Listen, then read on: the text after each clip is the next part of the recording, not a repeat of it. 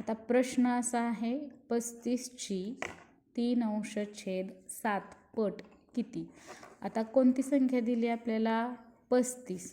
ची म्हणलं की गुणिले चिन्ह येतं आणि पट म्हणलं तरी आपण त्या संख्येने गुणतो. म्हणजे 3/7ने आपल्याला गुणावं लागणार आहे. मग किती येईल त्यासाठी आपल्याला काय करावं लागणार आहे. तिरकस भाग जात असेल तर तो घालूया. 7 × 7 7 × 5 = 35. मग इथं किती उरले 5.